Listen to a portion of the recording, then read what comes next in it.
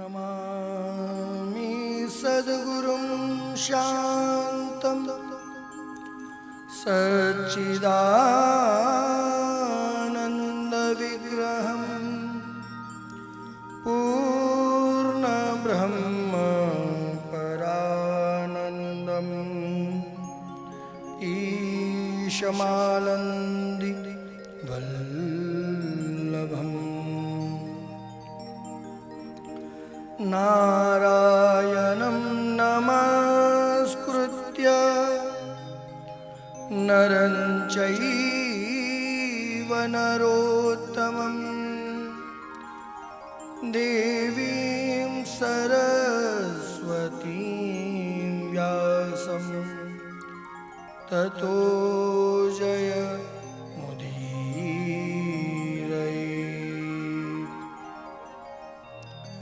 वन्दे शिवपुराणं हि सर्वदाहं प्रसन्नधीः शिवप्रसन्नताया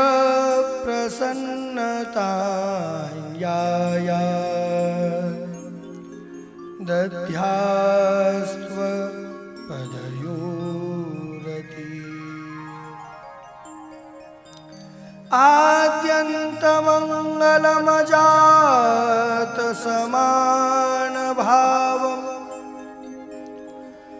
आर्यन्तमीशमजराम रमात्मदेवम्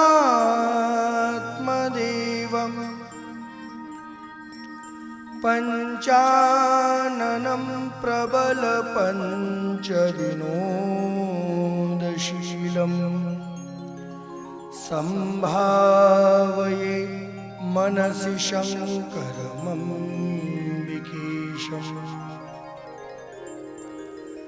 वन्दे वन्दनतुष्टमान समति प्रेम प्रियं प्रेमदं पूर्णं पूर्णकरं प्रपूर्णनिखिलैश्वर्यैकवासं शिवम्। सत्यं सत्यमयं त्रिसत्य विभवं सत्यप्रियं सत्यदम् विष्णु ब्रह्मनुतं स्वकीयकृपयो पाताकृतिं शङ्करम्।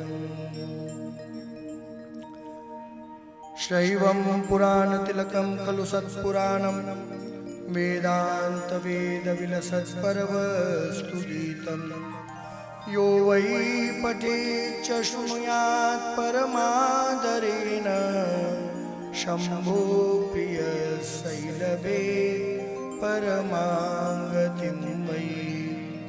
ते जन्मभाजः खलु जीवलोके ये वै सदा ध्यायन्ति विश्वनाथं। वाणी गुणास्तौति कथां शृणोति श्रोत्रद्वयन्ते भवमुद्धरन्ति।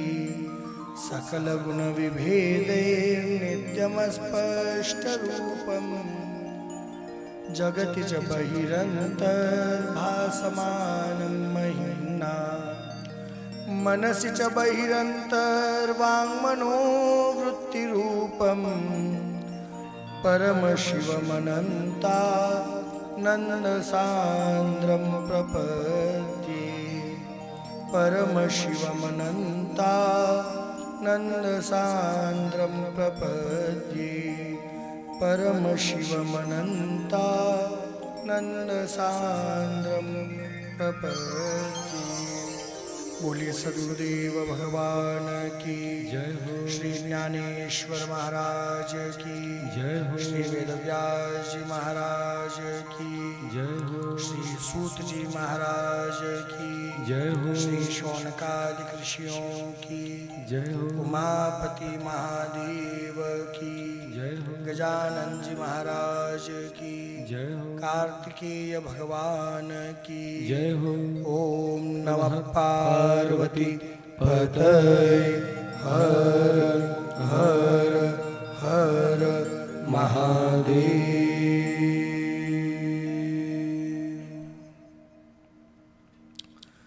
नमो निष्कुल रूप में नमो निष्कुल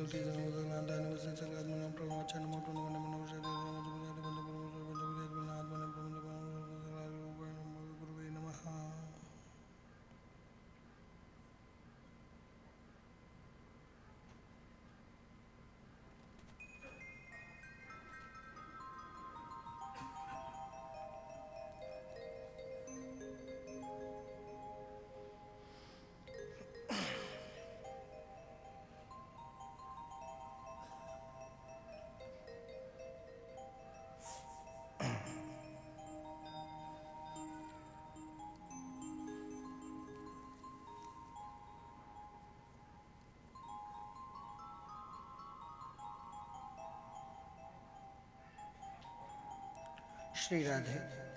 जय श्री कृष्ण। हर हर महादेव। आज भगवान महादेव की बड़ी ही दिव्य कृपा हम सभी जीवों पर पुनः हुई है। ऐसे तो 6 दिन से भगवान महादेव हम पर पूर्ण कृपा कर रहे हैं। आज भगवान की कृपा का 7वां दिवस है और देखिए माताओं, यह हमारे लिए साक्षात अनुभव है कि भगवान की कृपा हम सभी पर सदा सर्वदा नित्य निरंतर होती जा रही है।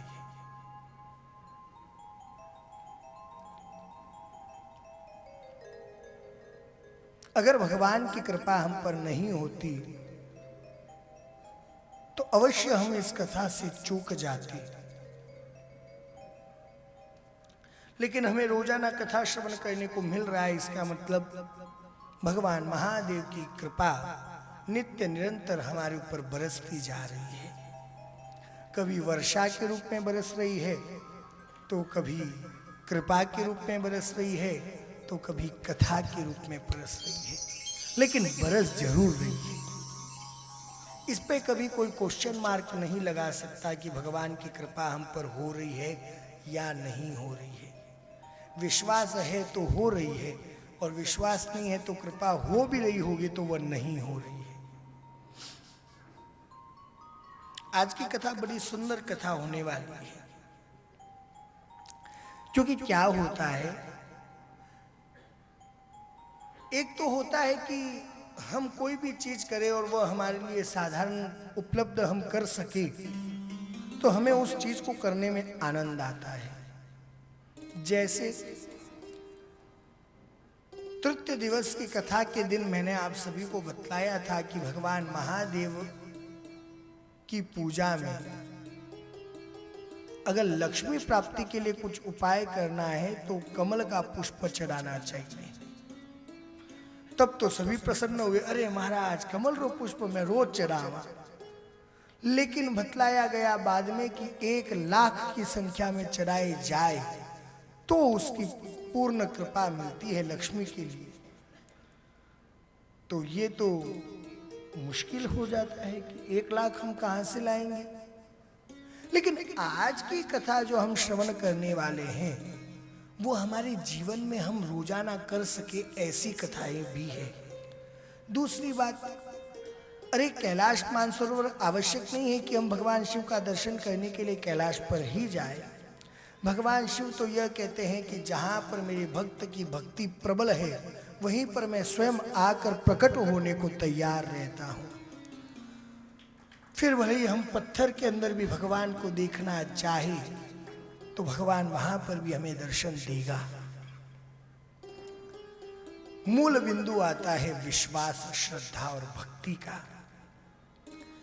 आज की कथा इतनी सुंदर कथा है, उस कथा में यही बतलाया गया है कि कौन सी अंगुली से माला करनी चाहिए, कौन सी अंगुली से अगर माला की जाए तो हमें क्या फल प्राप्त होता है, कितने मनकों की माला होनी चाहिए, शंख के जो छोटे छोटे शंख आते हैं ना समुद्र के नदी के किनारे पर, अगर उसकी माला जपी जाए तो हमें क्या फल प्राप्त होता है, मूंगे की माला से अगर जप किया जाए तो क्या फल प्राप्त होता है, पुखराज के रत्न से जप किया जाए तो क्या मिलता है, स्फटिक से किया जाए तो क्या मिलता है, तुलसी से किया जाए तो क्या मिलता है, ये सारी कथाएं, और ये हम खरीदने में करने में सब सक्षम हैं।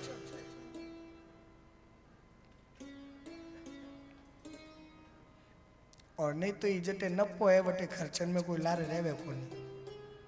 भाई 2 रुपया लगा मार 20 पाचा मिले, जब 2 रुपया कटी पाचा निवट जाए आपन तो। ज्योतिर्लिंगों की भी कथा आज है, और ज्योतिर्लिंग के दर्शन के लिए भी कोई ना कोई प्रभु भक्त जा सकता है। ज्योतिर्लिंग कहीं ज्यादा ऊपर नहीं है कि अरे हम वहां कैसे जाएंगे, या वीजा कैसे मिलेगा, या पासपोर्ट नहीं है, या ऑक्सीजन नहीं है, सब कुछ है। जितने भी ज्योतिर्लिंग है हर जगह पर जाकर आप उन ज्योतिर्लिंगों का दर्शन कर सकते हो।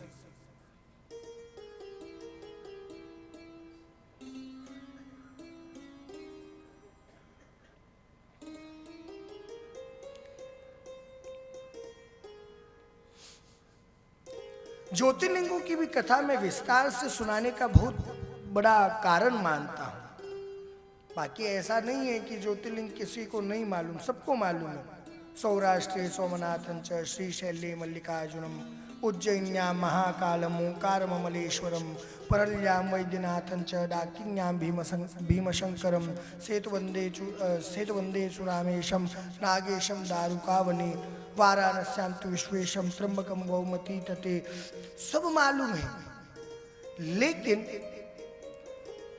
जो मैंने कल बात बतलाई कि जहां जीव को आंखें बंद नहीं करनी चाहिए वहां तो वह जाकर आंखें बंद करता है, और जहां आंखें बंद करके रहना चाहिए वहां वह आंखें खोल खोल कर दिखता है।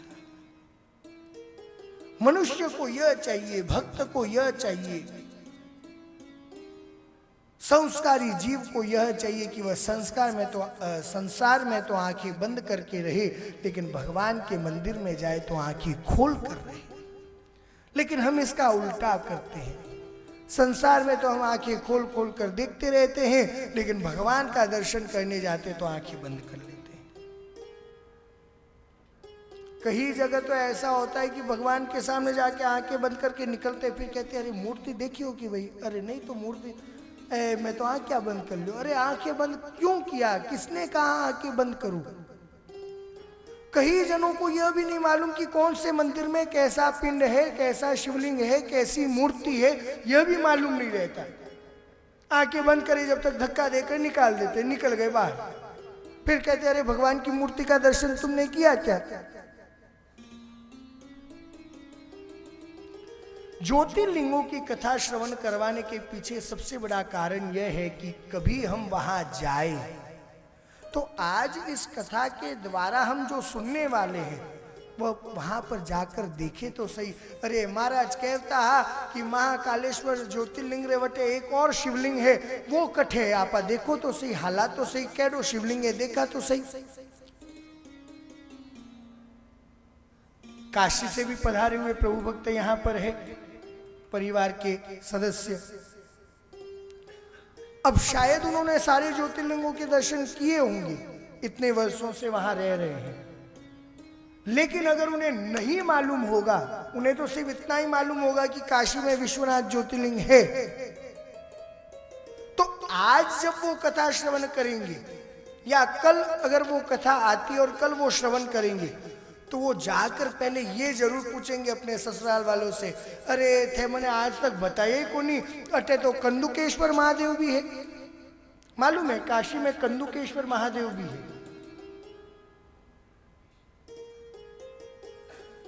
कंदुकेश्वर महादेव बोले तो मां पार्वती एक बार गेंद से खेल रही थी, खेलते खेलते 2 दैत्य आ गए। भगवान महादेव ने इशारा किया, देख लेना ये दैत्य हैं, सहेली मत बन जाना उनकी, क्योंकि वो सहेली के रूप में आए थे। भगवान महादेव का इशारा प्राप्त होते ही मां पार्वती ने कंदूक से उनको मारा। वे तो दोनों मूर्छित हो गए, लेकिन वो कंदूक बोले तो बॉल, वो बॉल काशी में आकर गिरी और गिरते ही उसने एक शिवलिंग का रूप लिया और उस महादेव का नाम ही कंदुकेश्वर महादेव हो गया। वाराणसी में है। ऐसी कई कथाएं आज हमें श्रवण करने को मिलेगी। ये मैं इसलिए सुनाना चाहता हूं कि हम जाएं तो हमें पता रहे कि अरे महाराज ने कहा था त्र्यंबकेश्वर में एक गौतम जी महाराज के द्वारा बनाया हुआ कुंड है, वो कहाँ है। हम देखें तो सही कि वो बनाया हुआ कहाँ है। परली में हमने श्रवण किया कि रावण ने वहां पर बहुत बड़ा तप किया था, तो वो तप कहाँ किया। इसके पीछे ये कारण नहीं है कि नहीं नहीं थे सुनो ही सुनो, नहीं, उसके पीछे ये कारण है कि हम जिस चीज को दर्शन करने जाए, जिस जगह पर जाए, उसकी जानकारी अगर हमारे हृदय में रहेगी, अगर हमारे मन में रहेगी, तो हम वहां नहीं देखने के बाद भी किसी को कहकर पूछ सकते हैं, अरे भैया यहाँ पर वो महादेव का भी तो मंदिर है, वो कहाँ है, वो हमें दर्शन करवाओ। आवश्यक नहीं है कि हर ज्योतिर्लिंग में किसी के कोई ना कोई परिवार वाला होगा, लेकिन जब हम भ्रमण करने जाते हैं तो किसी न किसी को पूछते ही है ना, भैया ये मंदिर कितना दूर है, यहाँ से वहाँ जाने के लिए कितना समय लगता है। तो उनको हम ये भी पूछ सकते हैं, भैया यहाँ पर वो महादेव जी का मंदिर है, वो कहाँ है। उससे हमें यह तो पता चले कि क्या वो मंदिर आज भी है या नहीं है।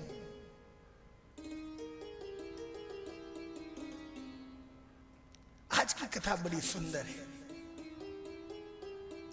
कल माताओं, मेरी कथा होने के बाद कल माताओं ने मुझे कहा, महाराज आपने पतिव्रता नारी के लक्षण तो सारे बताए, लेकिन पतियों के लिए पत्नी व्रता का कोई नियम ही नहीं बताया कि पतियों को भी पत्नी के लिए क्या करना चाहिए।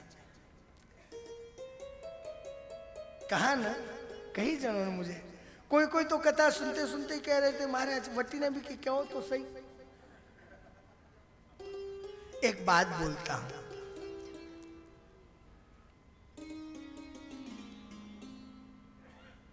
मैं पतियों के लिए कह रहा हूं, ठीक है।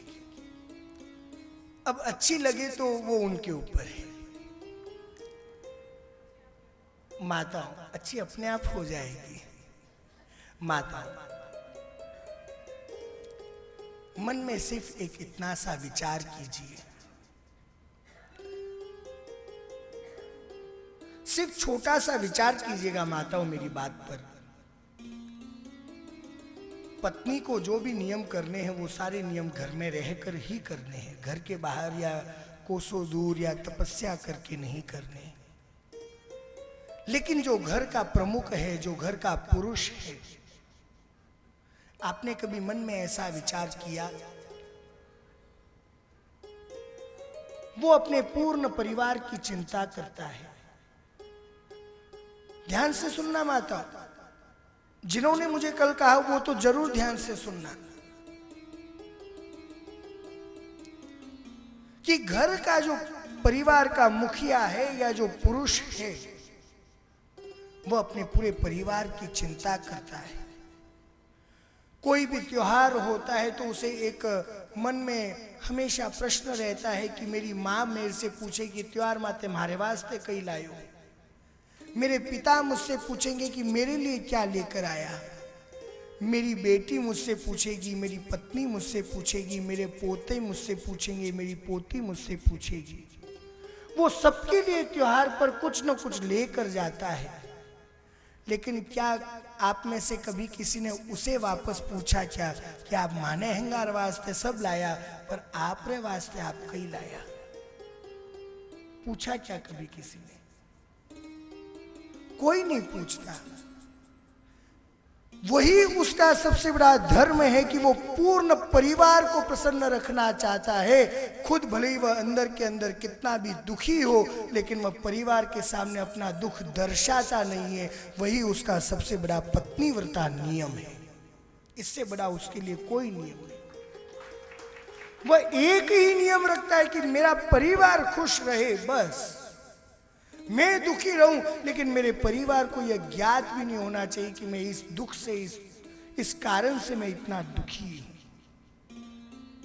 यह पुरुषों का सबसे बड़ा नियम है। कभी बाहर की चिंता ले जाकर घर पे कभी दुखी मत होना, यह आपका सबसे बड़ा नियम है। कभी बाहर के दुख को लाकर घर में मत सुनाना, जिससे आप तो दुखी है लेकिन आपके साथ साथ पूरा परिवार दुखी हो जाए, ऐसा कोई काम मत करना। यह पुरुष का सबसे बड़ा नियम है। उसका एक ही नियम सर्वश्रेष्ठ है कि वो पूर्ण परिवार को खुश रखे, खुद भले ही वो कितना भी दुखी हो।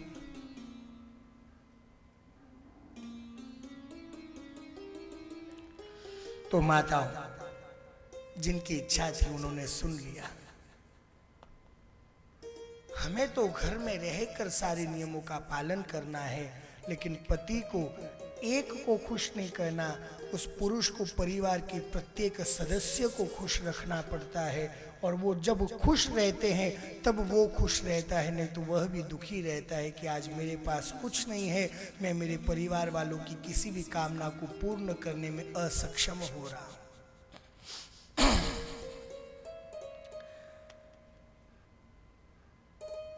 बतलाया जाता है माताओं,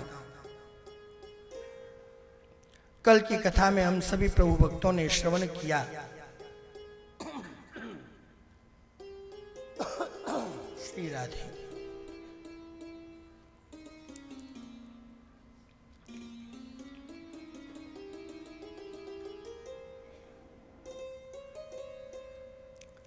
भगवान गजानन जी महाराज का विवाह हुआ, कार्तिकेय भगवान रुष्ट होकर चले गए।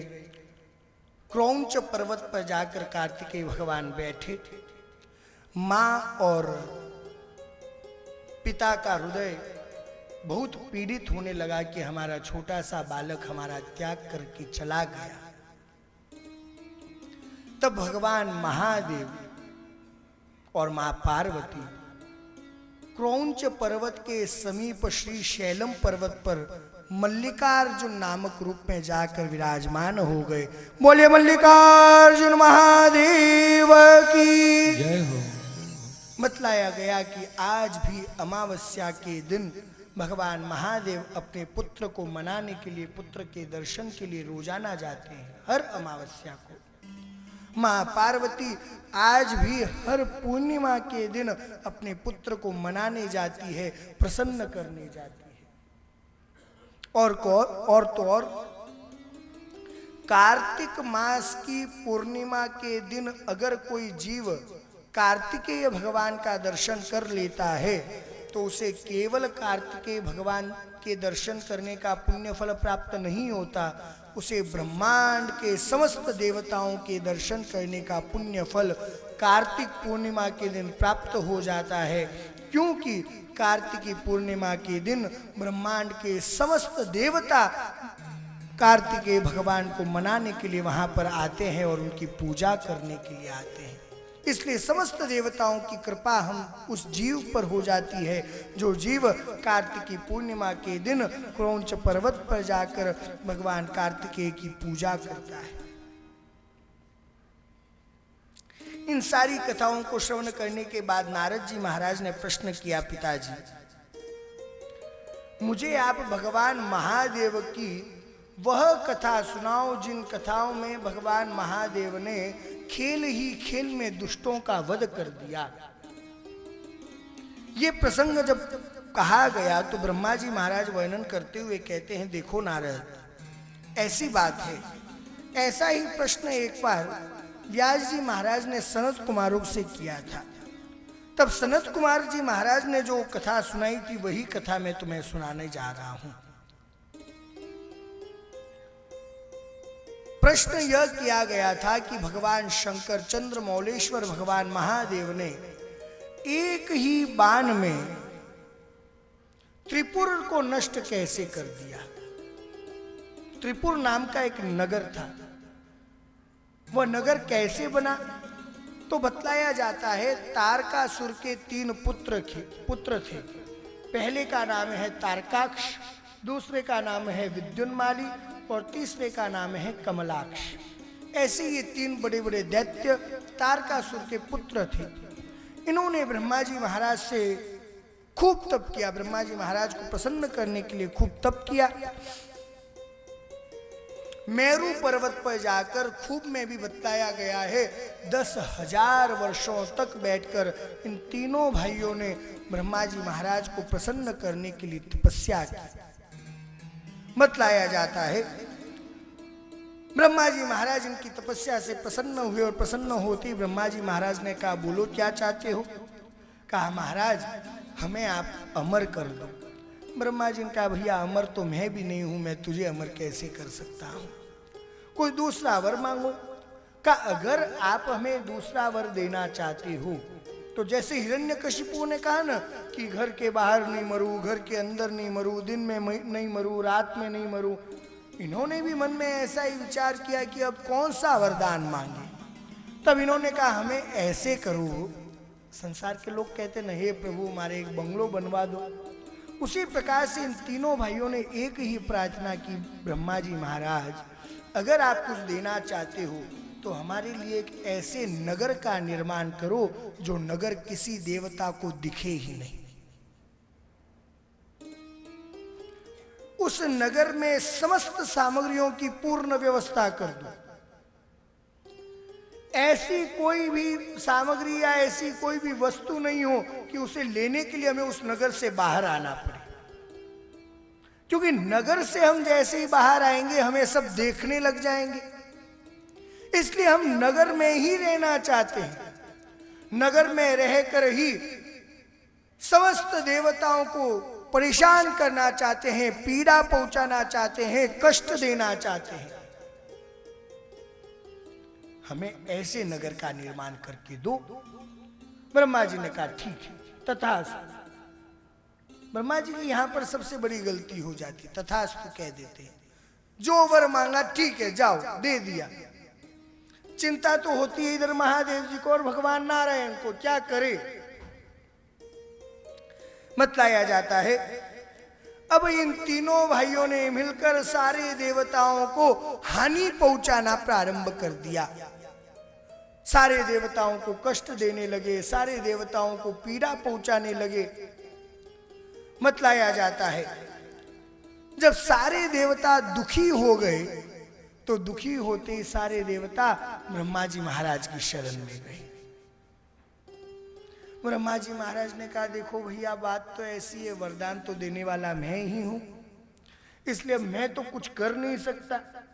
हमें ऐसा करना चाहिए कि हम सबको मिलकर भगवान शिव के चरणों में जाना चाहिए, भगवान शिव की स्तुति करना चाहिए, भगवान शिव के चरणों में प्रणाम करना चाहिए।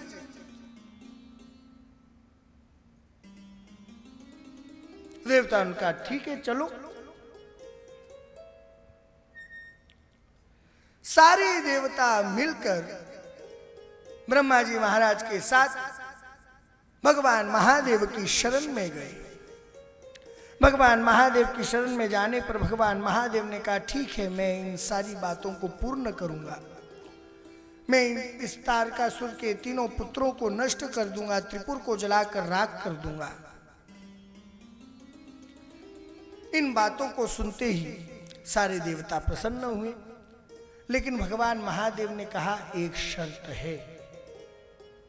ध्यान से सुनना माता, ये कथा एक और ज्योतिर्लिंग की ही है।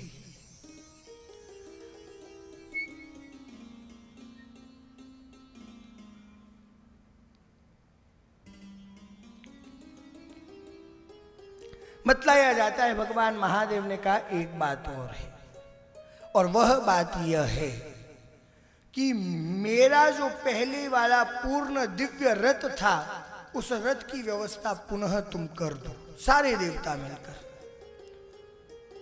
और ऐसी बात आते ही विश्वकर्मा जी को बुलवाया गया, भाई भगवान महादेव का रथ बनाओ जल्दी से। वह रथ ऐसा कि संपूर्ण अस्त्रों से, शस्त्रों से भरपूर था।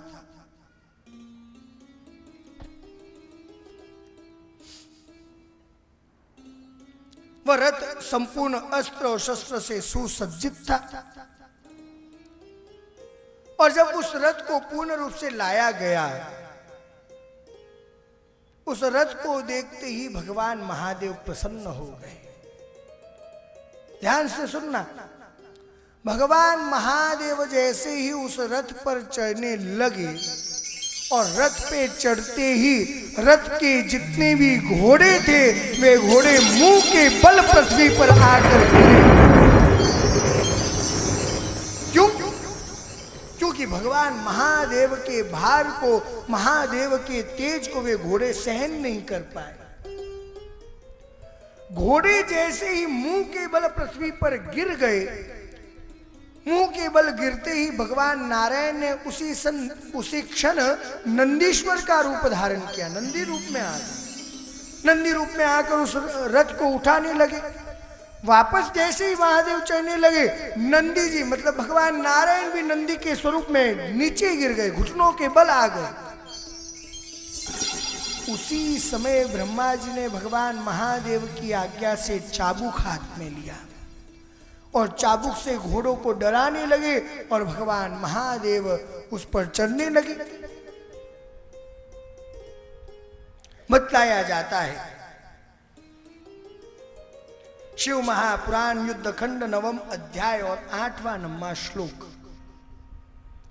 अथाधस रथस्यास्य भगवान धरणीधरः वृषेन्द्र रूपी चोत्थाय स्थापयामास वै क्षणम्। क्षणान्तरे वृषेन्द्रोऽपि जानुभ्यामगमद्धरा रथारूढ महेशस्य सुतेजस्सोढुमक्षमः।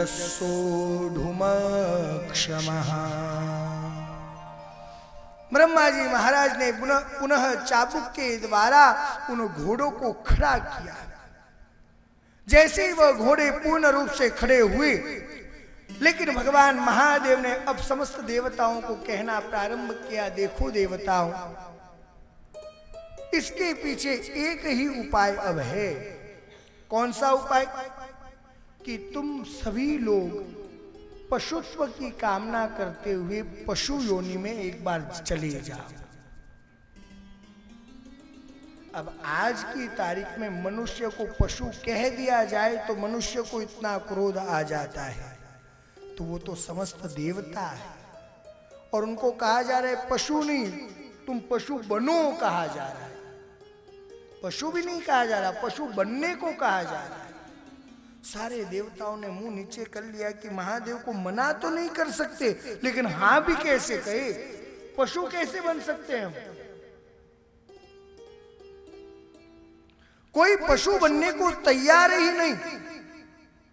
पुनः भगवान महादेव ने कहा, हे देवताओं, तुम अगर पशु बनते हो तो तुम्हारा पतन नहीं होगा।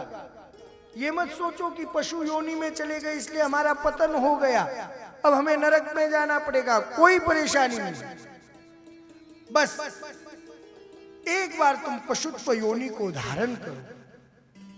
पशुत्व योनि से मुक्ति पाने का उपाय मैं तुम्हें बताता हूं। वह उपाय यह है कि 3 वर्ष, 6 वर्ष, 9 वर्ष या 12 वर्ष पशु योनि में रहते हुए भी अगर तुम ब्रह्मचारी रहते हो, ध्यान से सुनना। अब पशु बनने के बाद में क्या मालूम कि ब्रह्मचारी है या नहीं है, ब्रह्मचारी का अर्थ क्या है, क्योंकि पशु योनि में आ गए। अब बतलाया जाता है पशु योनि में आने के बाद अगर तुम 3, 6, 9, 12 वर्षों तक मेरी सेवा करते हो और ब्रह्मचारी व्रत में रहते हो तो तुम पशु योनि से मुक्त हो जाओगे और पशु योनि में रहने का कोई दोष भी तुम्हारे ऊपर नहीं रहेगा। फिर भी कोई देवता तैयार नहीं। अब भगवान महादेव ने नारायण को कहना प्रारंभ किया, रे नारायण, तुम तो जानते हो मैं कह रहा हूं, यानी इसके पीछे कोई ना कोई लीला है, कोई ना कोई कारण है। इसे मेरी आज्ञा समझो, लेकिन तुम पहले हां बोलो।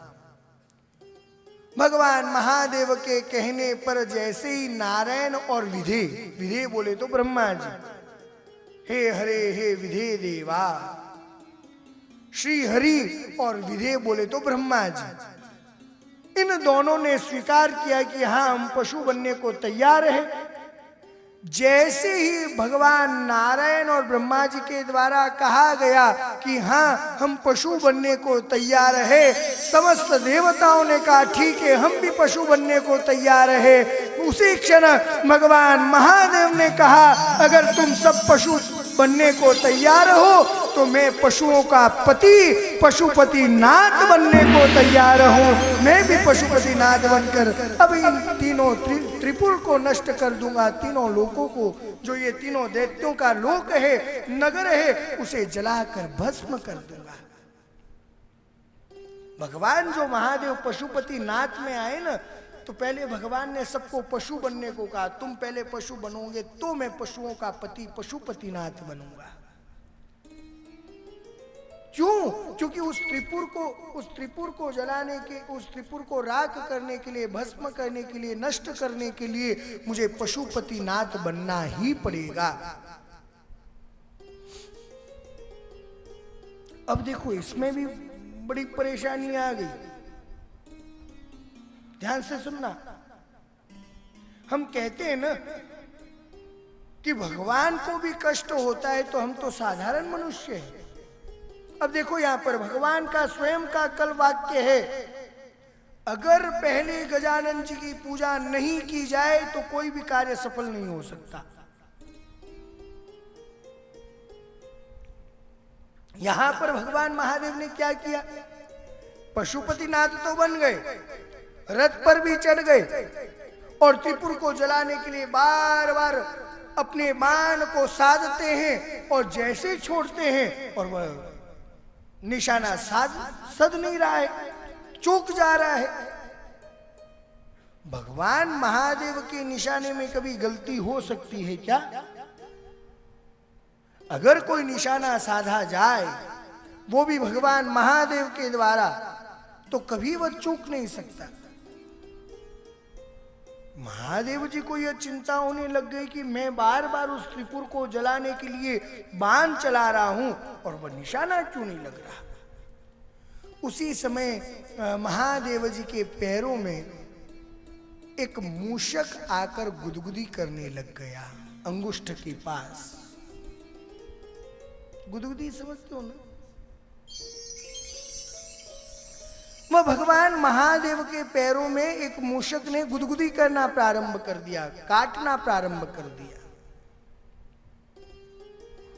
बतलाया जाता है भगवान महादेव इस वजह से बार बार निशाना चूक रहे हैं। जब भगवान महादेव को यह चिंता सताने लगी कि अरे मेरा निशाना बार बार क्यों चूक जा रहा है, उसी समय एक आकाशवाणी हुई, अरे महादेव, हे महादेव, आप ही ने यह घोषणा की थी कि सर्वप्रथम किसी भी कार्य को सफल अगर करना है तो पहले भगवान गजानन की पूजा की जाए और फिर कोई कार्य प्रारंभ किया जाए। आपने यहां पर गजानन जी की पूजा नहीं की, आपने यहां पर अभी तक गणपति का स्मरण नहीं किया।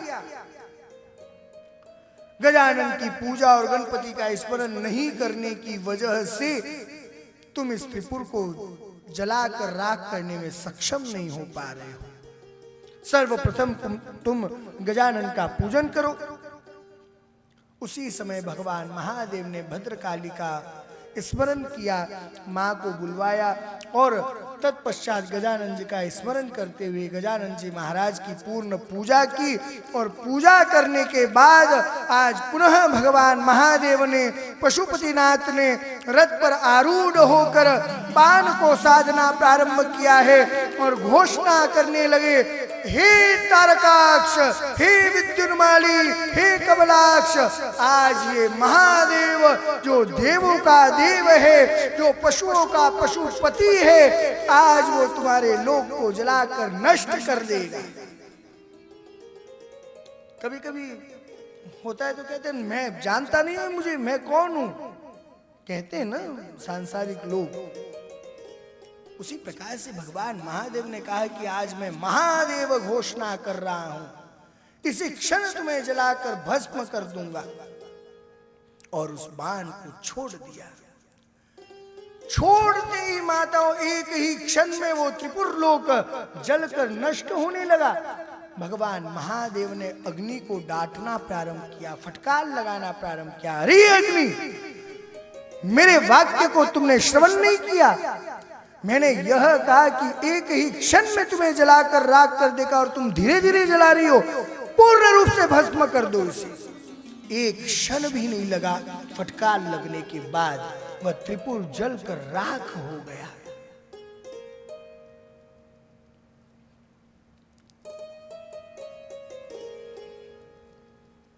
और त्रिपुर जब जलकर राख हुआ, उसी समय भगवान महादेव ने उस त्रिपुर की भस्म को लेकर अपने त्रिपुंड धारण कर लिया।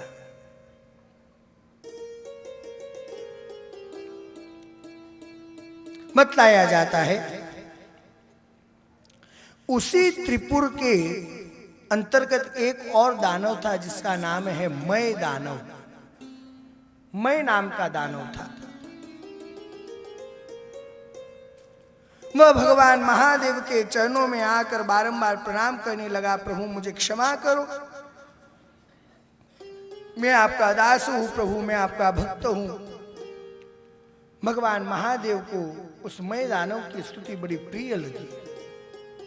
भगवान महादेव ने कहा, बोलो मैं तुम्हें क्या चाहिए? मन में विचार करो माताओं, हम तो सांसारिक जीव हैं।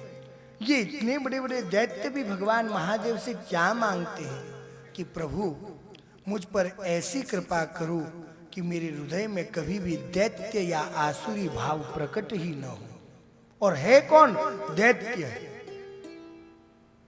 है दैत्य, लेकिन कहता है मेरे हृदय में कभी भी आसुरी भाव प्रकट नहीं होना चाहिए, दैत्य भाव प्रकट नहीं होना चाहिए। हर क्षण में आप ही के नाम का स्मरण करता रहूं, ऐसी कृपा हे प्रभु, हे भोलेनाथ, हे महादेव आप मुझ पर करो। भगवान महादेव बड़े प्रसन्न हुए और उसी समय भगवान महादेव ने कहा, हे मैं तुम्हें मेरी शाश्वत भक्ति प्रदान करता हूं। बतलाया जाता है भगवान महादेव ने उस मय नामक दानव को वितल लोक में भेज दिया। कहा, देखो मैं, यह लोक स्वर्ग से भी ज्यादा अधिक रमणीय लोक है और इस लोक के राजा अब तुम हो। वहां पर जाकर हर क्षण सदा सर्वदा नित्य निरंतर तुम केवल मेरे नाम का स्मरण करते रहना। मैं तुम्हें वचन देता हूं कि तुम्हारे हृदय में कभी भी आसुरी भाव या दानवी भाव या दैत्य भाव कभी भी प्रकट नहीं होगा। इसके बाद बड़ी सुंदर कथा आती है। अब ये खंड ही युद्ध खंड है, यहाँ पर युद्ध ही युद्ध बतलाए गए। किसका युद्ध कैसे हुआ, इसलिए युद्ध की कथाओं को संक्षिप्त करेंगे। हमें क्या करना, कौन सा बाण चल रहा है, कौन सा चक्र आ रहा है, हमें ये मालूम है कि भाई किस किस का उद्धार हुआ। लेकिन अभी जो कथा प्रारंभ हो रही है, कथा विशेष कथा है। वैष्णव जनों के लिए, भगवान के भक्तों के लिए यह कथा सर्वश्रेष्ठ कथा है। ये कथा है शंखचूड़ नामक दैत्य की। शंखचूड़ को जानते हो क्या, कौन है? ऐसे अगर कहा जाए तो आपको शायद भागवत कथा तो आपने खूब सुनी है, आपको मालूम होगा। तो भगवान कन्हैया की मित्र मंडली में एक श्रीरामा थे, थे ना? कोई श्रीरामा को सुदामा भी कहते हैं। और असली में सुदामा एक मित्र थे, वो तो थे जो द्वारिका गए। ये वो सुदामा नहीं, ये ग्वाल बाल वाले सुदामा है। ग्वाल बालों की मित्र मंडली में श्रीरामा थे, उनसे ही कोई सुदामा कहते हैं। एक बार की बात है, जब झूलोत्सव हो रहा था, भगवान कृष्ण राधा जी ये सब झूले खेलते थे व्रज में। झूलोत्सव के अंदर ऐसी कोई बात हुई कि श्री रामा ने राधा जी को श्राप दे दिया, मैं तुम्हें श्राप देता हूं कि तुम भगवान कृष्ण से 100 सालों तक दूर रहोगी। 100 वर्षों तक दूर रहने का श्राप दिया। मालूम है दूर भी रही राधा जी। जब भगवान ने वृंदावन का त्याग किया और मथुरा गए, उसके बाद में भगवान कभी राधा से मिले नहीं। वापस कब मिले? स्यमंतक नामक क्षेत्र में, शमतपचक क्षेत्र में, जब वो यज्ञ यदुवंशों के द्वारा यज्ञ किया गया था, उस समय राधा से पुनः मिले थे। कुरुक्षेत्र में किया गया था। 100 वर्षों तक असली में भगवान कृष्ण ने उस वचन, अपने भक्त के वचन को पूर्ण करने के लिए 100 साल दूर रहे। लेकिन राधा को जब श्राप लगाना, राधा भी पीछे नहीं रही। राधा जी ने कहा मैं भी तुम्हें श्राप देती हूं कि तुम भी दैत्य बन जाओगे, दानव बन जाओगे। उस राधा जी के श्राप को पूर्ण करने के लिए ये श्री रामा यहां पर शंखचूड़ बनकर आया है।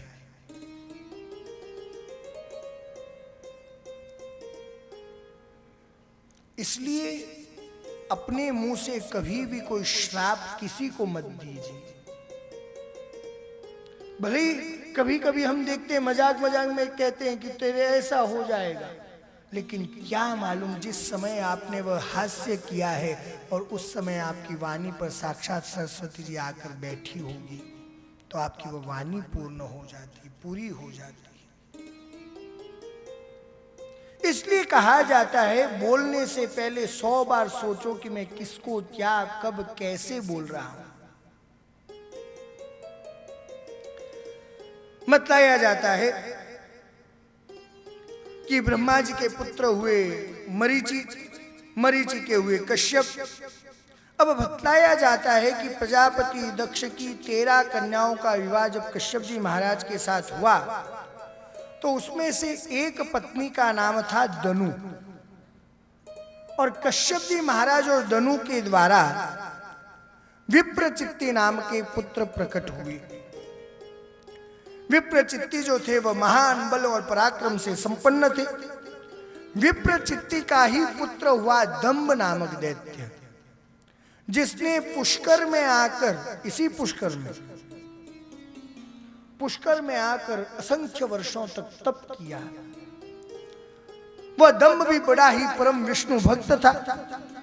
उसने अपने जीवन में दीक्षा किनसे ली तो बतलाया जाता है शुक्राचार्य जी महाराज से उसने दीक्षा प्राप्त की थी।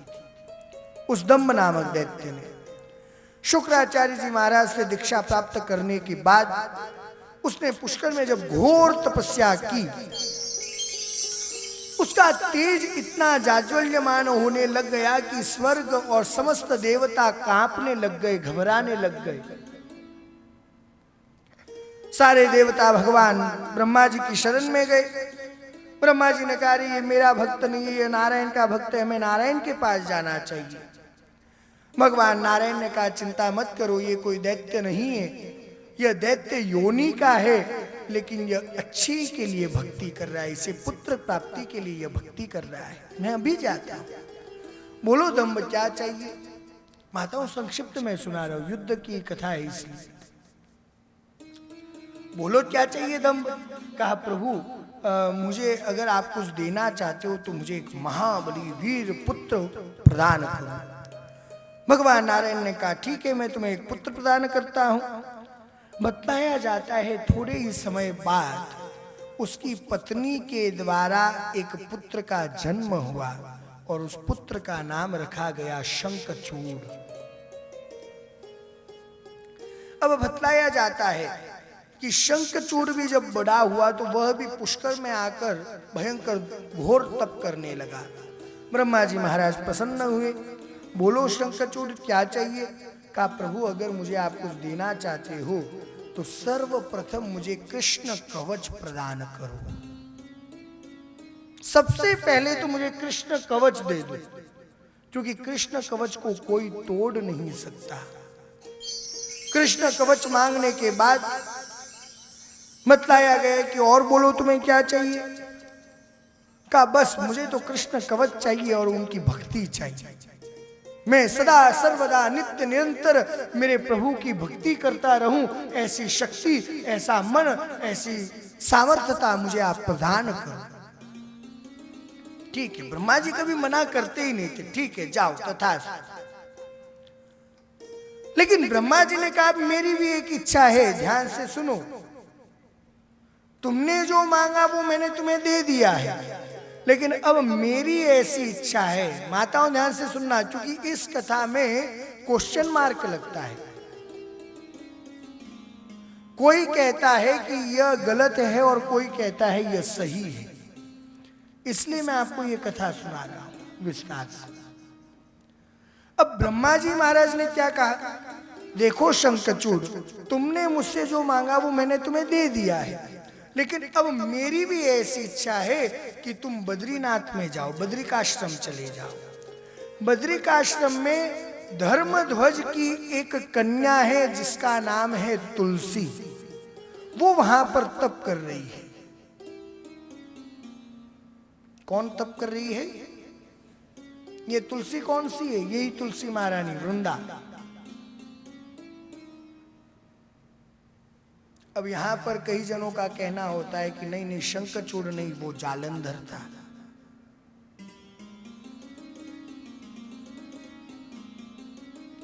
लेकिन सत्यता में कहा जाए तो यह कथा जो है वह प्रमाणिक शिव महापुराण के अनुसार बतलाई गई है, जिसमें यह बताया जाता है कि शंखचूड़ ब्रह्मा जी के आदेश पर धर्मध्वज कन्या तुलसी के पास बद्रिकाश्रम में गया। ब्रह्मा जी ने कहा तुम वहां पर जाकर आपस में तुम दोनों विवाह करो। क्या कहा? विवाह कर लो। लेकिन बतलाया जाता है कि जब शंखचूड़ वहां पहुंचा, शंखचूड़ ने जैसे उस तुलसी को देखा, देखते ही कहा अरे श्री राधे, जो भी कहना है, प्रणाम किया। देवी तुम कौन हो? कहा मैं धर्मध्वज की कन्या में तुलसी हूं। तत्पश्चात तुलसी मैया ने कहा तुम कौन हो? कहा मैं शंखचूड़ हूं और ब्रह्मा जी के आदेश से यहाँ आया हूं। कहा इसी क्षण तुम यहां से चले जाओ, क्योंकि नारी में वह शक्ति है जो ब्रह्मा जी को भी मोहित कर सकती है। तो तुम तो साधारण जीव हो, तुम यहाँ पर तपस्या के लिए आए हो, इसलिए शीघ्रातिशीघ्र यहाँ से प्रस्थान करो। शंखचूड़ ने कहा मुझे क्षमा करना, मैं तुम्हारी बात को यह नहीं कहता कि तुम असत्य कह रही हो। शंखचूड़ अच्छा था, दैत्य होते हुए भी उसने कहा मैं ये नहीं कहता कि तुम झूठ बोल रही हो, तुम्हारी बात सत्य है कि नारी चाहे तो वह ब्रह्मा जी को भी मोहित कर सकती है, लेकिन मेरा कहना यह है कि यह भी आवश्यक नहीं कि जो भी पुरुष नारी के पास जाए वह काम की भावना से ही जाए। यह भी आवश्यक नहीं है। मैं आज तुम्हारे पास आया हूं तो ये मत मानो कि मैं दैत्य हूं और मैं काम की भावना से तुम्हारे पास आया हूं। नहीं, मैं ब्रह्मा जी महाराज की आज्ञा से तुम्हारे पास आया हूं। ब्रह्मा जी ने मुझे तुम्हारे पास भेजा है, ब्रह्मा जी ने ही मुझे कहा है, ब्रह्मा जी ने ही मुझे कहा कि धर्मध्वज की कन्या बद्रिकाश्रम में तप कर रही है, तुम वहां जाओ। इतने में तो ब्रह्मा जी महाराज पधार गए। अरे मैंने तुम्हें कहा था वो बात कहाँ है? कहा नहीं नहीं प्रभु, अरे जब मैंने तुम्हें फटकार लगाना प्रारंभ किया, जब मैंने तुम्हें यह कह दिया था कि जाकर विवाह करो, तो तुमने विवाह क्यों नहीं किया? शंखचूड़ ने कहा यह तुलसी कन्या है, यह है। अरे अगर यह तुलसी भी है तो क्या तुलसी तुम अपने आप में ज्यादा होशियार हो गई हो? जब तुम्हें यह कह दिया गया कि शंखचूड़ मेरी आज्ञा से आया है, मैंने शंखचूड़ को कहा है कि तुम्हें विवाह करना है, तो फिर तुम इससे प्रश्न पूछने वाली कौन होती हो कि तुम कहां से आए हो, क्यों आए हो, किस लिए आए हो? उसी क्षण ब्रह्मा जी महाराज ने शंखचूड़ और तुलसी का विवाह करवा दिया। बतलाया जाता है तत्पश्चात ब्रह्मा जी ने कहा देखो तुलसी, तुम्हें चिंता करने की आवश्यकता नहीं है, यह जो शंखचूड़ है यह इस युग में दैत्य बनकर आया है, लेकिन यह भगवान कृष्ण का परम सखा था जिसका नाम श्रीदामा था। जब इसका शरीरांत होगा यह पुनः गोलोक में चला जाएगा, भगवान कृष्ण की सेवा में लग जाएगा। और इसी प्रकार से तुम स्वयं भी इस शरीर का त्याग करने के बाद भगवान नारायण की प्रियतमा बन जाओगी। हर क्षण तुम भगवान नारायण के साथ रहोगी। जिस प्रकार से महालक्ष्मी भगवान नारायण के सदा सर्वदा नित्य निरंतर समीप में रहती है, उसी प्रकार से तुम भी सदा सर्वदा नित्य निरंतर भगवान के समीप रहोगी।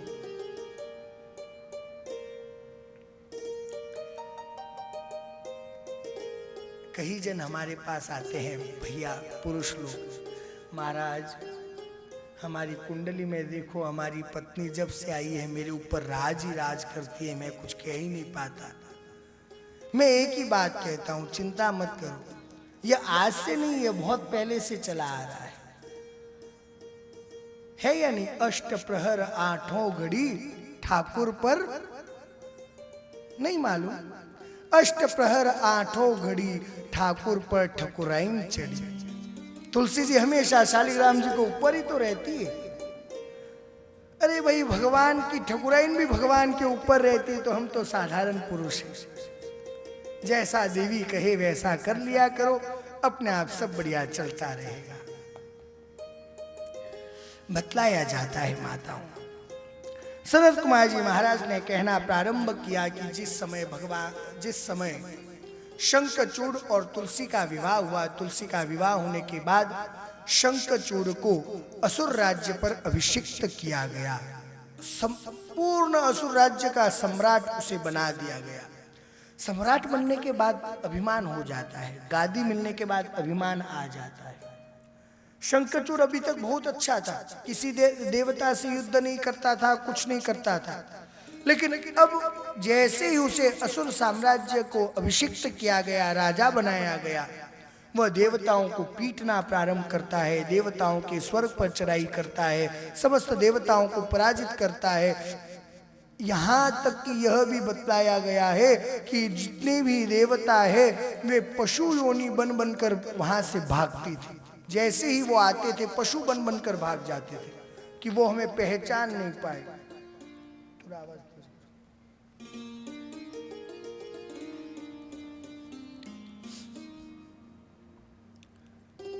सारे देवता दुखी होकर ब्रह्मा जी महाराज के पास गए। ब्रह्मा जी के पास जाने से कोई मतलब होता ही नहीं।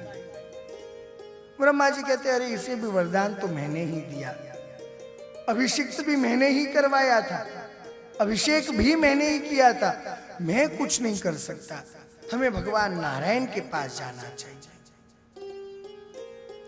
भगवान नारायण ने अपना पूर्ण वृत्तांत सुनाया कि यह मेरे ही अंशावतार भगवान श्री कृष्ण का परम सखा था, लेकिन राधा के द्वारा इसे श्राप मिलने की वजह से इसे दैत्य योनि में दैत्य बनकर आना पड़ा है। तुम चिंता मत करो, इसका अगर उद्धार हो सकता है तो वह उद्धार केवल और केवल भगवान महादेव के हाथों से हो सकता है, क्योंकि मेरे सखा, मेरे अंशावतार के सखा होने की वजह से मैं भी इन्हें कष्ट नहीं पहुंचा सकता, मैं भी मेरे भक्त को दुख नहीं दे सकता। अब बताया जाता है कि जब ब्रह्मा जी महाराज, भगवान नारायण, समस्त देवता जब महादेव की शरण में गए तो महादेव ने कहा ये सारा वृत्तांत तो मुझे मालूम है, बतलाने की जरूरत नहीं, चिंता मत करो, मैं निश्चय ही सैनिकों के साथ इस शंखचूड़ का उद्धार कर दूंगा, सोचने की आवश्यकता नहीं है। और उसी समय बतलाया जाता है भगवान महादेव ने एक गुप्तचर को शंखचूड़ के पास भेज दिया। शंखचूड़, भगवान महादेव ने तुम्हें चेतावनी दी है, चुनौती दी है कि अभी भी तुम देवताओं के राज्य को पुनः लौटा दो, कोई भी देवता तुमसे युद्ध नहीं करेगा, तुम्हें छोड़ देगा। पर शंखचूड़ गादी पर विराजमान है। उसने कहा ऐसी बात है, तुम्हारे भगवान महादेव को जाकर कहना कि राज्य तो क्या, मैं एक फूटी कौड़ी किसी देवता को हाथ में नहीं देने वाला।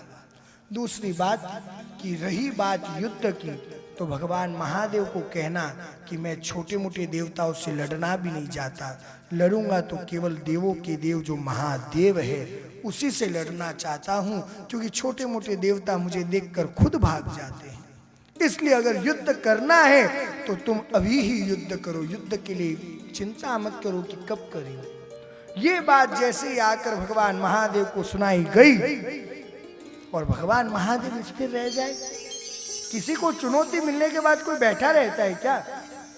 उसी समय भगवान महादेव ने अपने सारे समस्त गणों को, नंदीश्वरों को, अष्टवीरों को, भद्रों को, क्षेत्रपालों को, सभी को बुलवा लिया। भगवान महादेव क्रोध में आने लग गए। बताया जाता है भगवान महादेव ने इसी समय नंदीश्वर आदि समस्त गणों को कहना प्रारंभ किया, समस्त क्षेत्रपालों को यहाँ बुलाओ, नंदीश्वरों को बुलाओ, आठों भैरवों को बुलाओ, वीरभद्र यहाँ पर आओ। सभी समस्त गणों को वहां पर बुलवा लिया गया, बताया गया। भगवान महादेव ने अपने समस्त गणों को कहा, अपनी पूर्ण सेना को एकत्रित करो, जब तक मैं यहाँ से युद्ध के लिए प्रस्थान कर रहा हूं। मैं किसी का इंतजार करने वाला नहीं हूं, मैं यहां पर किसी का इंतजार नहीं करने वाला, मैं एक क्षण नहीं रुकने वाला। क्यों? क्योंकि उसने मुझे चुनौती दी है कि मैं अगर युद्ध करूंगा तो केवल और केवल युद्ध में महादेव से करना चाहता।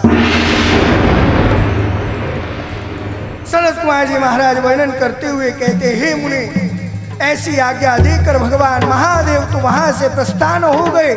प्रस्थान होते ही बताया जाता है गजानन जी महाराज, स्कंद भगवान, माँ चंडिका, माँ भद्रकाली, समस्त सेना, समस्त देवता, समस्त वीरभद्र, समस्त क्षेत्रपाल, समस्त भैरव, नंदीश्वर, समस्त गण जितने भी हैं वो सारे अस्त्र शस्त्रों से आयुध होकर युद्ध के लिए प्रस्थान कर चुके हैं। 12 प्रकार के जो सूर्य हैं, भयंकर एकादश रुद्र है, आठों वसु है, सब महेश्वर का अनुगमन करने लगे। बताया जाता है माँ भद्रकालिया स्वयं 100 भुजाओं को धारण करके प्रस्थान कर रही, 1-2 हाथों में नहीं, 10 भुजा में नहीं, 100 भुजाएं धारण करके प्रस्थान हो रही। उत्तमोत्तम रत्नों से विमानों पर आरूढ़ हुए हैं। माँ भद्रकाली का पूर्ण शरीर लाल चंदन से लेपित। माता का स्वरूप देखो, पूर्ण शरीर लाल चंदन से लेपित। माँ का जो वस्त्र है वो भी पूर्ण लाल वस्त्र। कभी तो माँ हंस रही है, कभी माँ नाच रही है, कभी गा रही है, और अपने भक्तों को अभय दे रही है, लेकिन शत्रुओं को भय फैलाना। आपको मालूम है माँ की जो जिह्वा थी वह जिह्वा बतलाई जाती है 1 योजन लंबी जिह्वा थी, 1 योजन लंबी जिह्वा। जो दैत्य सामने आए उसे जिह्वा में लपेट कर अपने मुखमंडल में 100 योजन लंबा और चौड़ा और गोलाकार खप्पर माँ के हाथ में, 100 योजन लंबा और चौड़ा। माँ के हाथों में शंख है, चक्र है, गदा है, पद्म है, ढाल है, तलवार है, धनुष है, बाण है, गगनचुंबी त्रिशूल है। त्रिशूल भी कैसा? जो आकाश का स्पर्श कर रहा है। बादलों को तो कोई भी स्पर्श कर सकता, लेकिन आकाश को स्पर्श करने वाला जो त्रिशूल है वो माँ लेकर चल रही है।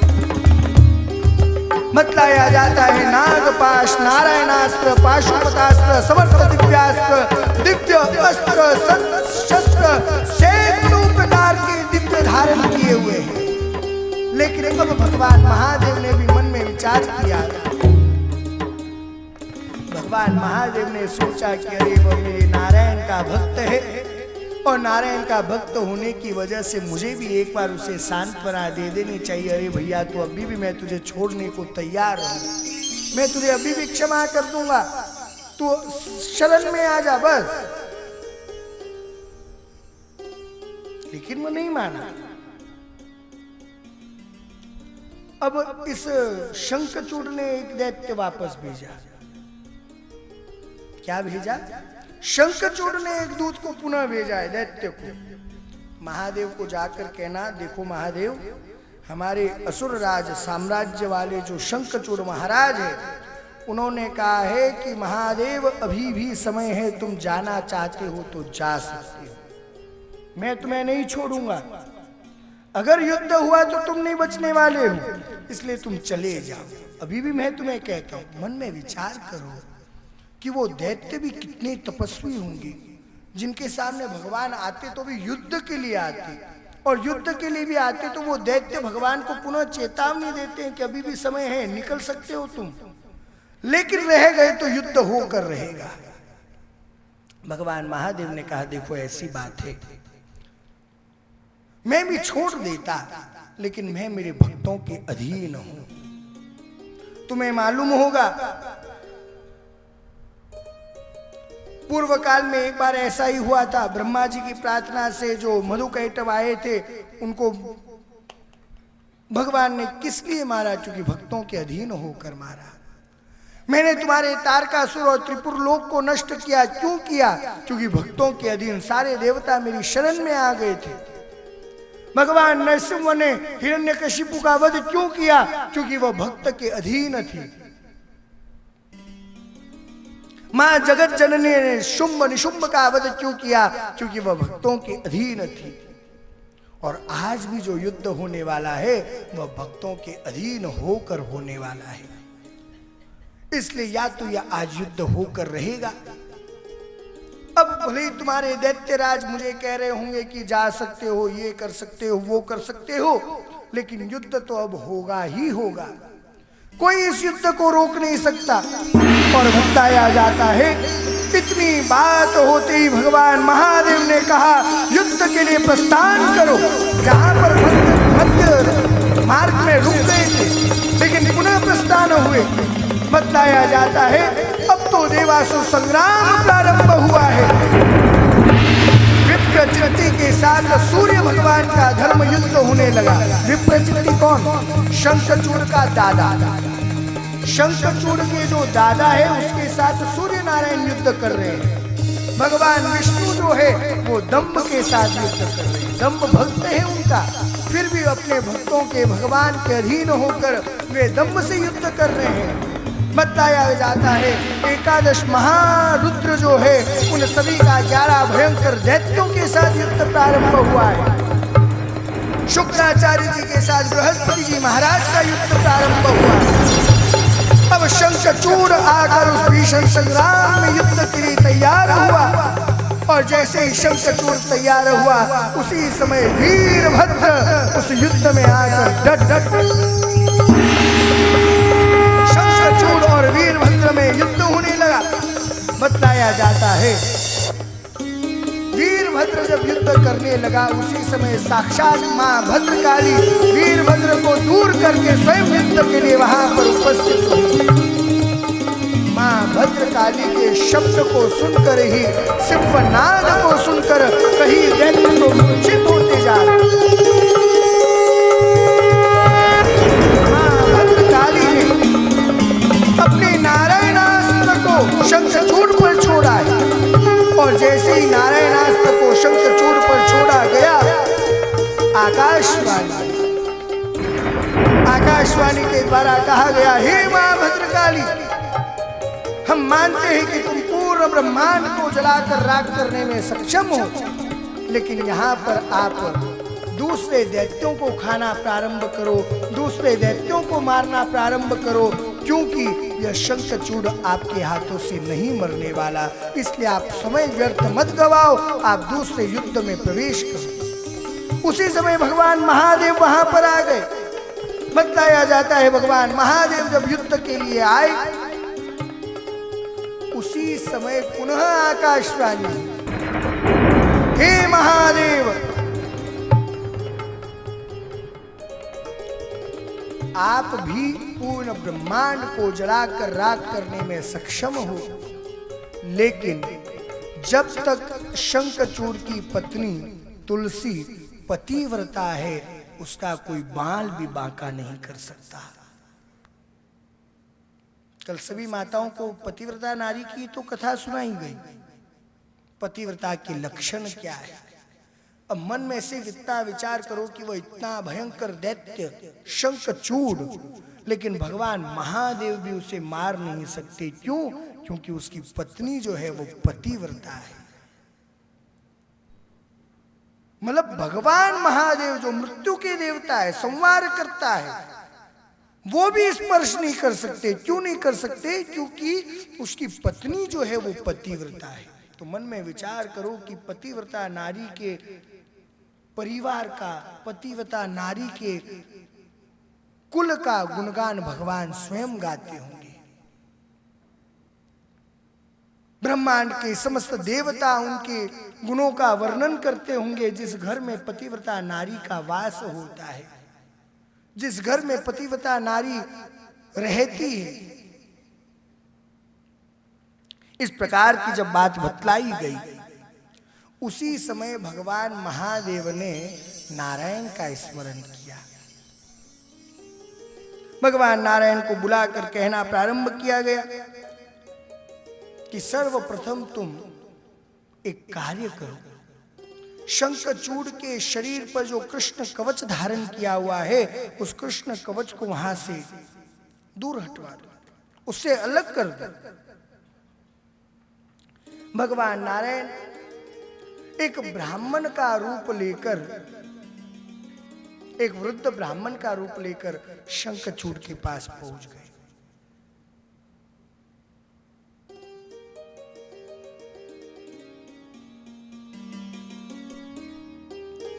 भगवान नारायण, देखो भगवान नारायण भी स्वयं नहीं गए, एक वृद्ध ब्राह्मण का रूप लेकर गए और जाकर प्रार्थना करने लगे। शंखचूड़ ने कहा, बोलो ब्राह्मण देवता, आज आप हमारे द्वार पर पधारे, क्या चाहिए? वृद्ध ब्राह्मण ने कहा, मुझे अगर आप देना ही चाहते हो तो मुझे अपने शरीर पर जो यह कृष्ण कवच है ना, यह कवच मुझे दे दो। एक बार भी शंखचूड़ ने यह नहीं सोचा कि अगर मैं कवच दे दूंगा तो आज ही मेरी मृत्यु हो जाएगी। उसने सबसे बड़ी उसके मन में यही चिंता थी कि अगर ब्राह्मण खाली हाथ चला गया तो मेरे जीवन का क्या होगा। इसलिए उसने अपनी मृत्यु को स्वीकार किया, लेकिन ब्राह्मण को खाली हाथ नहीं जाने दिया। जैसे ही वृद्ध ब्राह्मण ने कहा कि मुझे यह कृष्ण कवच देना है, कृष्ण कवच दे दो, उसी समय खोल दिया। लो महाराज, आपको कृष्ण कवच चाहिए था, ये लीजिए महाराज। बतलाया जाता है कृष्ण कवच लेने पर श्री हरि ने माया के द्वारा उसका कवच लिया